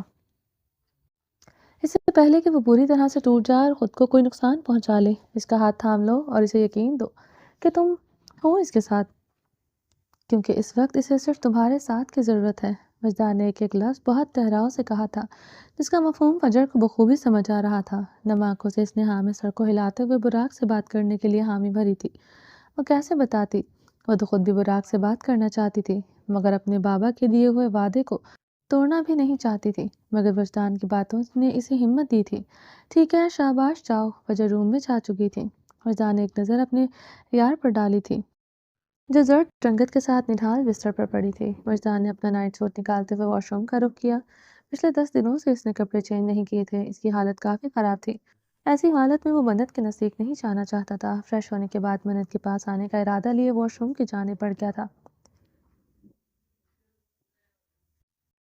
وریشا آج خود کو اپنی ہی نظروں میں گراتے ہوئے حماد کے لیے تیار ہو کر ایک نیم دراز لباس پہنے ہوئی تھی۔ وریشا اس کی برتھ ڈے کا بیوٹیفل انتظام کیے ہوئے تیار بیٹھی تھی کہ کب حماد آئے اور وہ اپنے دل کے ارمان پورے کر سکے۔ کچھ لڑکیاں سمجھتی ہیں کہ ہر مرد صرف جسم کا بھوکا ہوتا ہے، مرد کو جسم سے لبھایا جا سکتا ہے، مگر شاید سب مرد ایک جیسے نہیں ہوتے۔ کچھ مرد جسم کو نہیں بلکہ محبت کے رشتوں اور احساسات کو ترجیح دیتے ہیں، جیسے کہ حماد کاظمی۔ حماد کو جب سے پیار میں چوٹ ملی تھی، وہ پاکستان سے واپس ترکی آ گیا تھا۔ وہ پاکستان میں رہ کر خود کو منت کے گھر جانے سے نہیں روک پاتا تھا۔ وہ جب منت کے گھر جاتا تھا، منت کو وجدان کے ساتھ دیکھ کر وہ سہ نہیں پاتا تھا۔ منت کو وجدان کے ساتھ دیکھ کر اس کے دل میں آگ لگ جاتی تھی، جبکہ وہ اچھی طرح سے جانتا تھا کہ منت وجدان سے بہت پیار کرتی ہے۔ منت کا پیار منت کی آنکھوں سے نظر آتا تھا، اور وجدان کی جنونیت سے تو وہ پہلے سے ہی اچھی طرح سے واقف تھا۔ وجدان تو ہمیشہ سے منت کے لیے پاگل تھا، اتنا پاگل کہ اس نے راتوں رات نکاح کر لیا، کھڑے کھڑے رخصتی کر لی، اور منت کے گرد اس نے اپنی محبت کا حصار اس قدر مضبوط بنا رکھا تھا کہ چاہ کر بھی حماد کے دل کی آواز منت کے دل تک نہیں پہنچ سکتی تھی۔ خود کو مزید تکلیف سے بچانے کے لیے وہ ترکی واپس آ گیا تھا، مگر یہاں پر ہمیشہ کی طرح وریشہ اس کا پیچھا نہیں چھوڑتی تھی۔ وریشہ جو حماد کے ماموں کی بیٹی تھی، دونوں نے مل کر اپنی پڑھائی مکمل کی تھی۔ وریشہ بھی پیشے سے وکیل تھی۔ حماد پر اس کے ماموں کے بہت سارے احسانات تھے۔ حماد کے ماں باپ کی ڈیتھ کے بعد وریشہ کے ماں باپ نے اسے پالا تھا، جس کی وجہ سے حماد لحاظ کی رسیوں میں جکڑا ہوا تھا، اور وہ وریشہ اس کی اس کمزوری کا بخوبی فائدہ اٹھاتی تھی۔ حماد ہمیشہ خود کو وریشہ سے دور رکھنا چاہتا تھا، مگر ایک ہی جگہ پر کام کرتے تھے تو دوری رکھنا مشکل تھا۔ دونوں کا سارا دن آمنا سامنا رہتا تھا۔ وریشہ حماد کو شروع سے پسند کرتی تھی، وہ اس کے ساتھ شادی کرنا چاہتی تھی، مگر حماد اس میں کبھی انٹرسٹڈ نہیں تھا۔ وریشہ حالانکہ شروعات میں بہت سمجھدار اور سلجھی ہوئی لڑکی تھی، مگر حماد کے عشق سے آہستہ آہستہ اسے اس قدر برباد کر دیا کہ اب وہ ہر حد سے گزر کر بھی حماد کو حاصل کرنا چاہتی تھی۔ اس کی حد سے زیادہ جنونی محبت اسے بے باکیاں کرنے پر مجبور کر رہی تھی، جو کہ حماد اسے کئی بار منع کر چکا تھا۔ وہ وریشہ کو نہیں پسند کرتا، مگر وریشہ تھی کہ اپنے قدم پیچھے لے جانے کو تیار نہ تھی۔ آج بھی اس نے جھوٹ بولا تھا کہ وہ ہوٹل روم میں پھنس کر گئی ہے، تو حماد کو اس نے ایمرجنسی میں بلوایا تھا، جبکہ اس کے ارادے کچھ اور تھے۔ ترکی کے آزاد ماحول میں رہتے ہوئے وریشہ پر ماں باپ کی طرف سے کوئی پابندی عائد نہیں تھی۔ وہ کام کے بعد اپنا زیادہ تر وقت ہوٹل روم میں گزارتی تھی۔ پیسے کی کوئی کمی نہیں تھی۔ لباس ایسا تھا کہ شرم کو بھی شاید کچھ دیر کے لیے شرم آ جاتی۔ جس طرح کا لباس پہن کر وہ حماد کو ہوٹل روم میں ویٹ کر رہی تھی، بلیک کلر کی بریک اسٹریپ والی نائٹی نما ڈریس پہنے ہوئی تھی۔ شاید اسے اتنے پر صبر نہیں آیا تھا۔ بلاؤز کا ہاف حصہ بھی نیٹ سے بنا ہوا تھا، ریشمی سلکی بالوں کو اسٹریٹ کر کے کمر پر آبشار کی طرح کھلا چھوڑا ہوا تھا۔ کانوں میں نفیس ڈائمنڈ کے چھوٹے چھوٹے ایئر رنگز پہنے ہوئے تھے، ہونٹوں کو ریڈ بولڈ لپسٹک سے سجائے ہوئے بہت ہاٹ بیوٹیفل لگ رہی تھی۔ لمبے ناخنوں پر سیم کلر کے نیل پینٹ لگے ہوئے گورے مخملی ہاتھ حماد کو اپنی دسترس میں لینے کے لیے بےتاب تھے۔ بریک اسٹرپ والی ہائی ہیل پہن کر ٹک ٹک کرتی ہوئی روم کے اندر ادھر ادھر جا کر بے قراری سے حماد کا انتظار کر رہی تھی۔ خوبصورت بڑے سے روم کے اندر رکھے ہوئے بیڈ کے اوپر سفید مخملی چادر بچھی ہوئی تھی، جس پر گلاب کی پتیاں ڈال کر روم کے ماحول کو رومانٹک بنایا گیا تھا۔ روم میں رکھے ہوئے ڈریسنگ اور سائڈ ٹیبل پر کینڈلز جل رہی تھیں۔ روم میں صرف کینڈلز کی روشنی تھی۔ رومانٹک مدھم سی خوشبو نے پورے روم میں رومانٹک ماحول میں بدل دیا تھا۔ اسکرین پر چلتے ہوئے سانگ کو سن سن کر وریشہ اس قدر بےتاب تھی کہ کس کا بس چلتا تو وہ خود کو جاگر حماد کو اپنی دسترس میں لے آتی۔ اس نے آج دل میں سوچ رکھا تھا کہ آج کی رات وہ حماد کو اپنا بنا کر رہے گی۔ اپنے جنون میں وہ پاگل ہو کر صحیح اور غلط کا فیصلہ تک بھول گئی تھی۔ ایک مسلمان فیملی سے تعلق رکھنے والی وریشہ نے اپنا ارادے بے حیائی سے لبریز کیے تھے۔ وہ محبت کو حاصل کرنے کے لیے اپنے قدم گناہوں کی جانب لے جا رہی تھی۔ روم کے دروازے پر ٹھک ٹھک کی آواز سن کر وریشہ ہائی ہیل سے ٹک ٹک کرتی ہوئی دروازے کی جانب جا رہی تھی۔ دروازے کے ہینڈل گھما کر کھولتے وہ سائڈ پر ہو گئی تھی۔ حماد جینس کی پینٹ کے اوپر وائٹ کلر کی خوبصورت ٹی شرٹ پہنے ہوئے جلدی سے اندر داخل ہوا۔ وریشہ کیا ہوا؟ کیسے گری تم؟ بولتے ہوئے آخری الفاظ پر اس کی آواز مدھم ہو گئی تھی، کیونکہ روم کا ماحول دیکھ کر تو بالکل نہیں لگ رہا تھا کہ وریشہ گری ہے۔ حماد پہلی نظر میں وریشہ کے ناپاک ارادوں کو سمجھ گیا تھا۔ وریشہ چھوٹی موٹی بے حیائی کی حرکتوں سے پہلے بھی حماد کو اپنی جانب اکساتی تھی، مگر آج حماد کی سوچ سے کہیں زیادہ ناپاک ارادے لیے حماد کو یہاں بلایا گیا تھا۔ تم سے یہ کہنا، یہ شام ہمیں دے دو، کچھ بھی قطع کر لو، الزام ہمیں دے دو۔ روم بجتے سونگ کو سن کر حماد کو شرمندگی محسوس ہوئی تھی۔ حماد کو جیسے ہی وریشہ کے ناپاک ارادے سمجھ میں آئے تو اس نے اپنے قدم واپس روم سے باہر جانے کے لیے اٹھائے تھے۔ اس سے پہلے کہ وہ روم سے باہر نکلتا، وریشہ نے دروازے کو پاؤں کی ٹھوکر لگا کر بند کر دیا۔ وہ دونوں بازو پھیلائے بے باکی سے جسم کی نمائش کرتے ہوئے دروازے کے آگے کھڑی ہو گئی تھی۔ Varisha, disgusting, I can't believe a woman can stop that low. محبت اور جنگ میں سب جائز ہوتا ہے، وریشا نے بے باکی سے کہتے ہوئے قدم بڑھا کر بازو اس کے گلیس میں ڈالتے ہوئے بولی۔ غلط میں ایسی کسی فضول بات کو نہیں مانتا، نہ تو اس بے حیائی کو محبت کہتے ہیں اور نہ ہی ہم کوئی جنگ لڑ رہے ہیں۔ اس کے بازو گلے سے نکال کر اسے خود سے دور کرتے ہوئے اپنی نظریں سائڈ پر مرکوز کیے ہوئے تھا۔ اسے نیم دراز بے حیائی والے لباس میں دیکھ کر شاید شدید غصہ آ رہا تھا، جس کو اس نے بمشکل ضبط کر رکھا تھا۔ حماد تم بہت ان رومانٹک ہو، اس لیے یہ سب باتیں فضول لگتی ہیں، مگر کوئی بات نہیں، میرے ساتھ رہو گے تو رومانس کے ہر ورک کو اچھی طرح سے پڑھا دوں گی۔ آج تمہاری برتھ ڈے ہے، مگر گفٹ مجھے چاہیے۔ وہ حماد کے ہاتھ کو تھامے ہوئے لبوں سے لگا گئی۔ حماد اس کی اس حرکت کے لیے تیار نہیں تھا۔ اس نے جھٹکتے ہوئے اپنا ہاتھ وریشا کے ہاتھ سے چھڑوا لیا تھا۔ شرم کرو، کچھ تو شرم کرو وریشا، کیوں خود کو اتنا گرا رہی ہو؟ ہم بہت اچھے دوست ہیں اور میں کوئی ایسا الفاظ منہ سے نہیں نکالنا چاہتا جس سے ہماری دوستی شرمندہ ہو جائے۔ وہ پیچھے ہوتا ہوا نظر چکائے کھڑا تھا۔ وریشا کے حلیے کو دیکھ کر حماد کی ہمت ہی نہیں ہو رہی تھی کہ وہ نظریں بھر کر وریشا کی جانب دیکھے، جو اس نے بہت اچھی دوست تھی۔ حماد، اذلان اور وریشا ان تینوں کی اکٹھے پڑھائی کی تھی اور تینوں بہت اچھے دوست تھے۔ تینوں پیشے سے وکیل تھے اور تینوں کی آپس میں بہت بنتی تھی۔ ایک وقت تھا کہ حماد، وریشا اور اذلان کی باتیں ختم ہی نہیں ہوا کرتی تھی، مگر جب سے وریشا حماد کی محبت کی جنونیت میں پڑی، آہستہ آہستہ وریشا بدلتی چلی گئی اور اس حد تک بدل گئی کہ آج حماد وریشا سے دوستی بھی نہیں رکھنا چاہتا تھا۔ وہ وریشا سے دور رہنے لگا تھا۔ اب تو وہ اپنے ماموں کے گھر بھی بہت کم جایا کرتا تھا، حالانکہ وہاں پر اس نے اپنا سارا بچپن گزارا تھا۔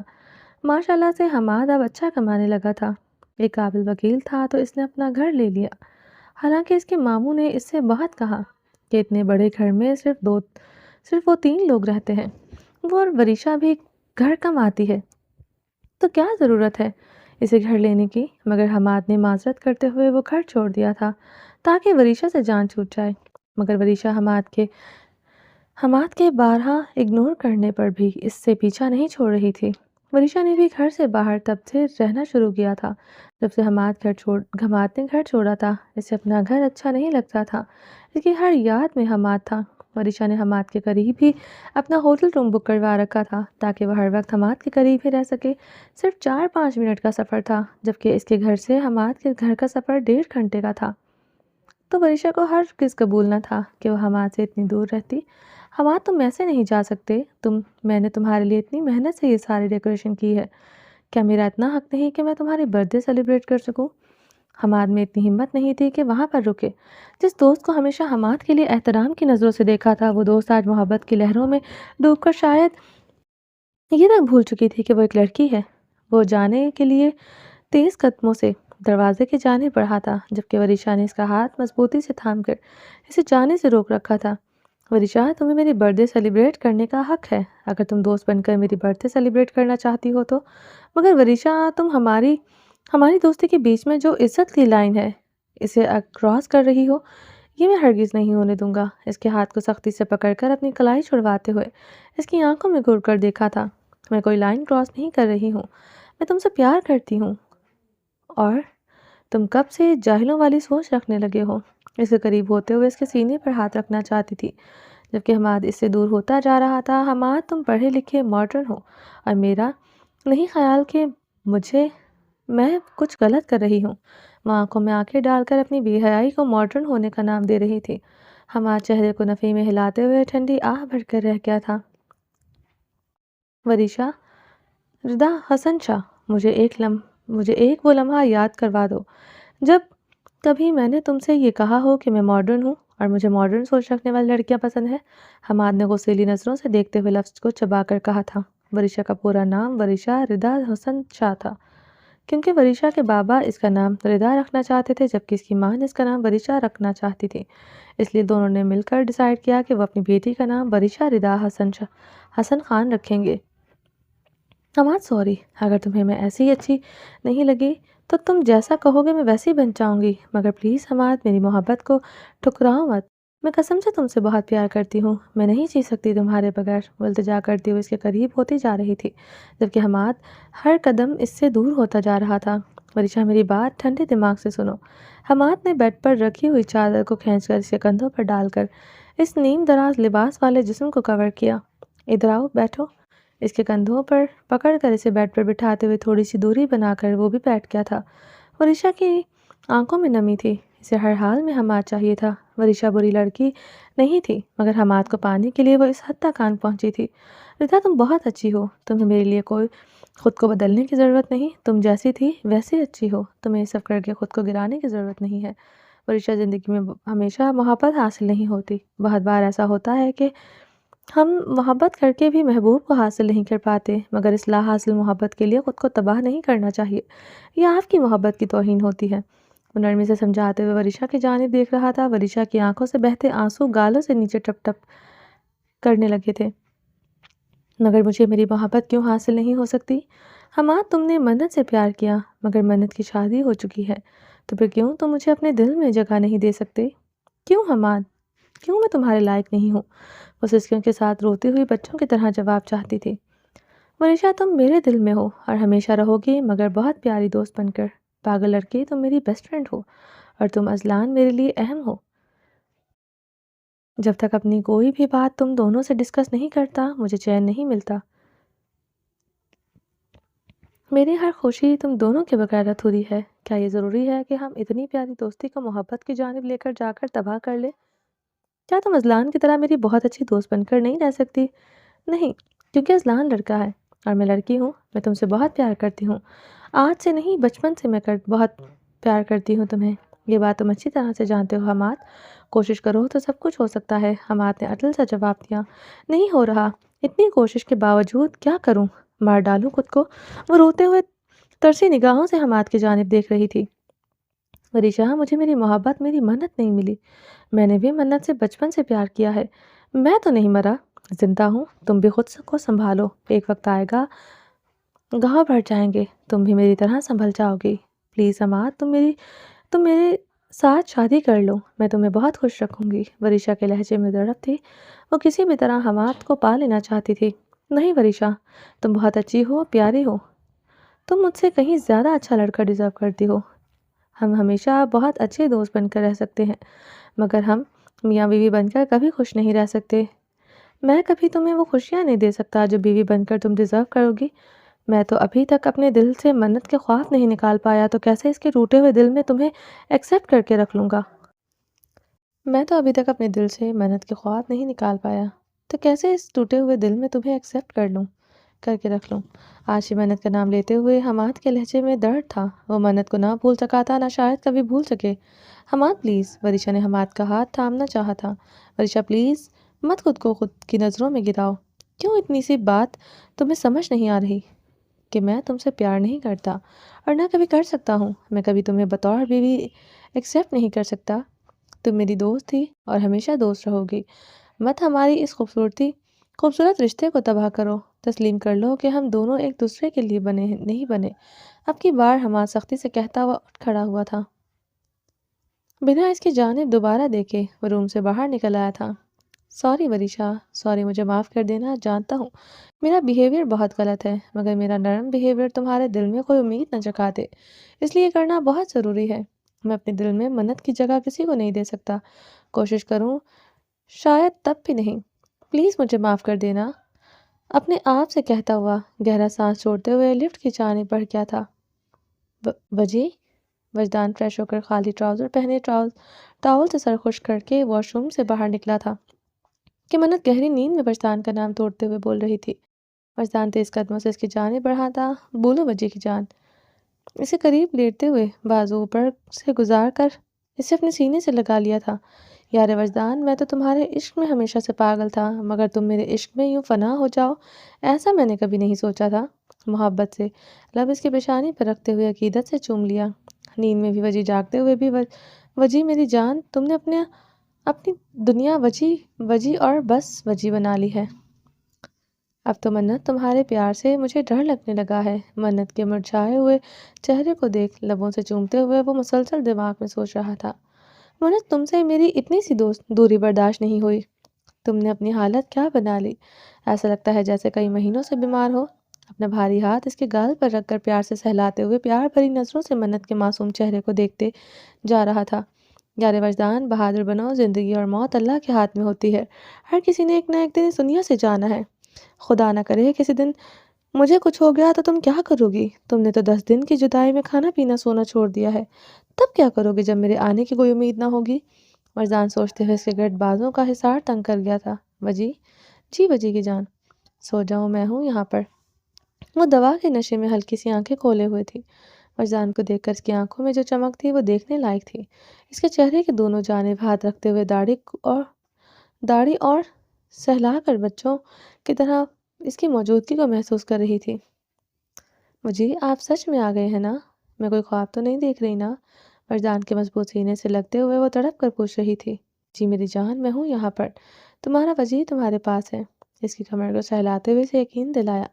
آپ کیوں چلے گئے تھے مجھے چھوڑ کر؟ میں کتنا روئی تھی آپ کے لیے۔ وہ سینے سے سر کو نکالتے ہوئے اس کے چہرے پر جھکی، دیوانگی اس کے پورے چہروں کو پنکھڑیوں سے چومتے ہوئے تڑپ سے شکوہ کر رہی تھی۔ مرجان آنکھیں بند کیے اس کی پنکھڑیوں کی ٹھنڈک کو اپنے چہرے پر محسوس کر کے اپنی تھکن اور درد کو آرام پہنچا رہا تھا۔ منت پر اب بھی دوا کا نشے کا اثر صاف نظر آ رہا تھا۔ منت عام روٹین میں ایسا کبھی نہیں کر سکتی تھی۔ ایک تو دوا کا اثر تھا اور دوسرا وہ وجدان کی دوری نے منت کو یہ سب کرنے پر مجبور کر دیا تھا۔ بات کرتے ہوئے اس کی زبان لڑکھڑا رہی تھی۔ شاید یہ دوا کا نشہ تھا۔ سوری میری جان، میری وجہ سے میرے یار کو تکلیف ہوئی۔ ابھی کے لیے سو جاؤ، آرام کرو، میں ہوں تمہارے پاس۔ جب اٹھو گی تو دل کھول کر شکوہ کر لینا، جتنا جی چاہے لڑ بھی لینا۔ وجدان نے پیار سے اس کے بالوں پر لب رکھ کر لبوں کا نرم گرم لمس چھوڑتے وہ نرمی سے کہا تھا۔ منت پوری طرح سے وجدان کے چہرے پر جھکاؤ ڈال کر آدھے گھنٹے سے زیادہ وجدان کے سینے پر لیٹی ہوئی تھی۔ وجدان سیدھا تکیے پر سر رکھے ہوئے لیٹا تھا۔ وجدان کے بھاری ہاتھ اس کی کمر پر نرمی سے باندھے ہوئے تھے۔ منت کی شرٹ نیند میں بے ترتیب تھی۔ اس کی بے لباس کمر کے اوپر وجدان کے بھاری ہاتھ کے گرم لمس محسوس کرتے ہوئے منت کے پھولے ہوئے گال شرم سے بلش کرنے لگے تھے۔ منت کی آنکھیں نیند کی خماری اور دوا کے نشے سے بہتی ہوئی تھی۔ منت کا مہکا مہکا خمار والا حسن وجدان پر بھاری پڑ رہا تھا۔ وجدان اس مہکے سے حسن میں پوری طرح سے کھویا ہوا تھا۔ پتہ نہیں وجدان پر منت کا نشہ یوں سر چڑھ کر کیوں بولتا تھا۔ یہ لڑکی اس چٹان جیسے مضبوط مرد کی کمزوری تھی اور وجدان اپنی کمزوری سے بخوبی واقف تھا۔ اسے اچھا لگتا تھا منت کے سامنے خود کا کمزور پڑنا۔ وجدان منت کی قربت میں ہر دکھ ہر درد سے محفوظ ہو جاتا تھا۔ منت کی قربت میں اگر اسے یاد رہتا تو وہ صرف محبت جتانا ہی یاد رہتا تھا۔ وجدان روم میں داخل ہوا تو اس کے دماغ کی نسیں پریشانی اور غصے سے شدت سے پھٹ رہی تھی۔ منت کی قربت ملتے ہی وجدان کے دماغ میں درد دور تک کچھ بھی نہیں تھا سوائے یار وجدان کی محبت کے۔ منت کا نشے میں یوں بہکنا وجدان کو اور بھی پرسکون کر رہا تھا۔ وہ دیوانگی سے وجدان کے چہرے پر جھکی بار بار پنکھڑیوں کو جگہ بجگہ رکھتے ہوئے چوم کر محبت جتا رہی تھی۔ یار وجدان، تمہاری نازک سی جان کڑی مشکل میں نہ پڑ جائے۔ منت مت تنگ کرو، تمہیں آرام کی بہت ضرورت ہے، سو جاؤ میری جان، ورنہ ایسے جان نکالوں گا تمہاری دوائی والا سارا نشہ اتر جائے گا۔ وہ دھوشی سے اس کی گردن میں چہرہ چھپاتے ہوئے گردن پر نرم گرم لمس چھوڑتے ہوئے بہکنے لگا تھا۔ نہیں، آپ سو جائیں، مجھے آپ کو بہت سارا پیار کرنا ہے۔ نیند کی ہیوی ڈوز اس پر کافی گہرا اثر دکھا رہی تھی۔ وہ بنا سوچے بنا شرمائے اپنے دل کی بات وجدان پر بیان کرتی جا رہی تھی، اور وجدان جو ہمیشہ اس کی حسن کی تاب نہ لاتے ہوئے اس کی قربت میں بہکتا جا رہا تھا۔ اس کے لبوں سے محبت کے کھلے اظہار کو سن کر وجدان کے نابی لب مسکرانے لگے تھے۔ پیار تو مجھے بھی کرنا ہے، میں کیوں سو جاؤں میری مدہوش بیوی؟ وجدان لبوں سے کروٹ لیتا ہوا نرمی سے جس کے اوپر آ گیا تھا۔ منت کے نازک سے وجود کا اپنے نیچے گرتا چلا گیا تھا۔ اس کی گردن پر جھکنے لگا تھا۔ اس کی مخملی دودھیا گردن کو شدت سے چومتے ہوئے پنک مہریں ثبت کرتا چلا جا رہا تھا۔ منت گہری سانس لیتی وجدان کی کمر پر دونوں ہاتھ رکھے ہوئے تھی۔ کوئی مزاحمت، کوئی رکاوٹ کھڑی نہیں کر رہی تھی۔ وجدان اس کی ان 10 دنوں کی دوری کو منت نے شدت سے محسوس کیا تھا۔ وہ بہت تڑپتی تھی وجدان کے لیے۔ اس کی تڑپ اس کی بے قراری کو صاف وجدان کی قربت سے ہی سکون پہنچا سکتی تھی، اور مقابل کی حالت بھی منت سے مختلف نہ تھی۔ منت کی تیز ہوتی سانسوں کو دیکھ کر وجدان کے نابی لب مسکرائے تھے۔ اس کی نازک سی پنکھڑیوں پر شدت سے لب رکھتے ہوئے قید میں لے لیا تھا۔ منت کی سانسیں نہ رکی اس ڈر سے کچھ دیر کے لیے لبوں کو آزادی بخشتے ہوئے منت کی بند آنکھیں اور تیز سانسوں کو گہری نظروں سے دیکھ کر مسکراتا ہوا ایک بار پھر سے اس کے ہونٹ پر جھکا تھا۔ نچلے کنارے کو گرم لبوں کی قید میں لیے نمی کے قطروں کو صفائی سے اپنے اندر انڈیلتا چلا جا رہا تھا۔ منت کے ہاتھ وجدان کی شرٹ لیس کمر پر سختی سے رکھے ہوئے تھے۔ منت کے ہونٹوں کو اس شدت سے وجدان نے لبوں میں دبا رکھا تھا کہ نہ چاہتے ہوئے بھی آج وجدان سے وہ ہوا جو گستاخی وہ کبھی اپنے یار کی پنکھڑیوں کے ساتھ نہیں کرتا تھا۔ منت کی نچلی نازک باریک پنکھڑی پر وجدان کے دانتوں نے گہرا کٹ لگا دیا تھا جس سے خون کی بوندیں ابھر آئی تھیں۔ خون کی بوندیں اس کی پنکھڑیوں پر ٹھہری ہوئی تھیں۔ ریڈ خون کی بوندیں پنکی گورے مخملی ہونٹوں پر ٹھہر کر خوبصورت اور دلکش بنا رہی تھی۔ وجدان نے آنکھیں بند کر کے اس سر کو جھٹکا دیا تھا۔ اس نے شرمندہ نگاہوں سے منت کی جانب دیکھا مگر اس کے چہرے پر درد کے کوئی تاثرات نہیں تھے۔ وہ اس قدر بے چین تھی اپنے وجی کی محبت بھری غربت کے لیے۔ اس نے ذرا سی بھی مزاحمت نہیں کی اور نہ ہی درد کا احساس دلایا۔ وہ آنکھیں بند کیے گہری سانس لیتے ہوئے پرسکون چہرے سے لپٹی ہوئی تھی۔ یار وجدان قربان جاؤں تیری محبت کے اداؤں پر، مسکراتے ہوئے سوچ کر اس کی پنکھڑیوں پر واپس چکا تھا۔ خون کی بوندوں کو لبوں سے چنتے ہوئے وہ بے قراری سے اس کو خود میں سمیٹتا چلا گیا تھا۔ شرٹ کو اس کے مخملی وجود سے ہٹاتے ہوئے اس کی دھڑکنوں پر جھکنے لگا تھا۔ دھڑکنوں کے اطراف میں ٹھنڈے ہاتھ سختی سے رکھتے ہوئے منت کو سسکنے پر مجبور کر گیا۔ نرم مخملی دھڑکنوں کو لبوں میں نرمی سے دباتے بے قراری سے نمی کو گلے میں اتارتا گلے کو سیراب کر رہا تھا۔ منت کی سسکیاں بڑھنے لگی تھی۔ منت کی دھڑکنوں سے بیلی بٹن تک اس کے لبوں کی گستاخیاں شدتوں میں بدلتی چلی گئی تھی۔ اس کو شدتوں کی سخت بارش میں بھگوتا جا رہا تھا۔ منت کی سسکیاں مزید تیز ہونے لگی تھی۔ ایک دوسرے کی قربت میں دونوں کو سکون مل رہا تھا۔ دونوں ایک دوسرے کی قربت میں ہر دکھ پریشانی کو بھلائے ہوئے تھے۔ ایک دوسرے سے لپٹے ہوئے دو جسم ایک جان بن کر ایک دوسرے کی روح میں اترتے چلے جا رہے تھے۔ محبت کا خوبصورت جوڑا نہیں جانتا تھا کہ آنے والا وقت ان کے لیے کون سا کڑا امتحان تیار کیے ہوئے تھا۔ وقت کا کون سا قہر ان پر ٹوٹنے والا تھا۔ نہیں جانتے تھے کہ قسمت ان سے ناراض ہو چکی ہے۔ کل کی صبح ان کے لیے جدائی کا طوفان لے کر آئے گی۔ اس بات سے یہ محبت کے پرندے ناواقف تھے۔ سر بہرام پاشا آپ سے ملنا چاہتا ہے۔ وہ جیل میں بار بار آپ سے ملنے کی ضد کر رہا ہے۔ رحمت اللہ مؤدبانہ انداز میں کمر پر ہاتھ رکھے ہوئے براق تک بہرام کا پیغام پہنچا رہا تھا۔ براق جو لبوں میں سگریٹ دبائے ہوئے سرخ آنکھوں سے کھڑکی کے باہر دیکھ رہا تھا، اس کی آنکھوں میں ویرانی ہی ویرانی نظر آ رہی تھی۔ ملوں گا، ضرور ملوں گا، مگر ابھی نہیں۔ اس شخص نے میرا جینا جتنا قیمتی اثاثہ مجھ سے چھینا ہے، اس کے لیے میں کبھی اس کو معاف نہیں کر سکتا۔ اس کو تڑپ تڑپ کر مرنا ہوگا۔ پہلے مجھ سے ملنے کے لیے تڑپے، پھر زندگی کے لیے تڑپے، پھر سانسوں کے لیے تڑپے۔ اتنا تڑپاؤں گا تڑپ کو بھی خوف محسوس ہونے لگے گا اس کی تڑپ دیکھ کر۔ ہر لمحہ مرنے کی دعا کیا کرے گا، مگر میں اس کو مرنے نہیں دوں گا۔ جی سر، جو آپ کا حکم۔ سر آپ کے لیے کچھ کھانے کو بھجواؤں؟ آپ نے صبح سے کچھ نہیں کھایا۔ رحمت اللہ براق کی حالت دیکھ کر بہت پریشان تھا۔ براق خود کو کمرے کی حد تک محدود کر رکھا تھا۔ نہ کھانے کا ہوش تھا، نہ پینے کا ہوش۔ ہر وقت سگریٹ لبوں میں دبائے ہوئے نہ جانے کیا سوچتا رہتا تھا۔ نہیں رحمت اللہ، تم جاؤ آرام کرو، مجھے کچھ چاہیے ہوگا تو میں تمہیں فون کر دوں گا، فی الحال مجھے آرام چاہیے۔ سپاٹ چہرے میں بغیر رحمت اللہ کو دیکھے وہ کھڑکی سے باہر دور تک نظریں گاڑے ہوا تھا۔ جی سر، جیسے آپ کی مرضی۔ رحمت اللہ ہمیشہ کی طرح بادب ملازم کی طرح وہاں سے چلا جا چکا تھا۔ ایک ہاتھ کمر پر رکھے ہوئے دوسرے ہاتھ سے سگریٹ کے بڑے بڑے کش لگا رہا تھا۔ یہ سگریٹ اس دکھ کی گھڑیوں میں اس کا واحد سہارا تھی۔ اس کے دماغ میں فجر کے ساتھ گزارے ہوئے وقت کی یادیں تھیں اور دل میں اپنی پیاری ماں، اپنی جنت کو کھو دینے کا شدید درد تھا۔ یہ دونوں چیزیں اس کے لیے موت سے زیادہ بدتر تھیں۔ پتہ نہیں وہ کتنی دیر تک یوں کھڑکی کے سامنے ویران آنکھیں لیے کھڑا رہتا کہ فون پر آتی ہوئی رنگ ٹون نے اسے اپنی طرف متوجہ کیا۔ کھڑکی سے قدموں کو ہٹاتے ہوئے وہ موبائل کی جانب بڑھا تھا۔ شیشے کے ٹیبل سے چمچماتا آئی فون اٹھا کر اسکرین کو دیکھا تھا۔ براق کی آنکھوں کی چمک اور لبوں کی مسکراہٹ بتا رہی تھی کہ آنے والا فون فجر کا ہے۔ فون کان کو لگاتے ہوئے بڑی محبت سے، شدت اور طلب کے ساتھ فجر کا نام پکارا تھا۔ آنکھیں بند کیے فجر کی آواز کا منتظر تھا۔ وہ فجر کی آواز سننے کے لیے بے قرار تھا۔ فجر پلیز بولو، مجھے تمہاری آواز سننی ہے۔ وہ آنکھیں بند کیے شدت سے بولا تھا۔ اس سے پہلے وہ کچھ کہتا فجر نے کال کو ویڈیو کال میں کنورٹ کر دیا۔ براق نے اسکرین کو جیسے ہی اپنے سامنے کیا، فجر بلیک کلر کا کرتا شلوار میں ملبوس اسکرین پر نظر آئی۔ اس کا شفاف چہرہ دیکھ کر براق کے دل نے شدت سے چاہا کہ فجر کو موبائل سے نکال کر اپنے سینے سے لگا لے، اپنی باہوں کے حصار اتنا تنگ کر لے کہ کوئی اس کی فجر کو اس سے چھین نہ سکے۔ فجر کے چہرے کو دیکھ کر بھی براق کو اندازہ نہیں ہو رہا تھا کہ فجر اس کے لیے کتنی بے چین ہے۔ کیسے ہیں آپ؟ مدھم سی آواز نے پوچھا۔ بہت تکلیف میں ہوں، تمہاری ضرورت ہے، آ جاؤ میرے پاس۔ فجر پلیز آ جاؤ، تمہاری دوری مجھ سے برداشت نہیں ہو رہی۔ فجر زندگی نے اتنے غم دیے ہیں کہ اب اور سہنے کی ہمت نہیں ہے۔ میری زندگی کی واحد خوشی تم ہو، پلیز پلیز ساتھ آ جاؤ میرے پاس۔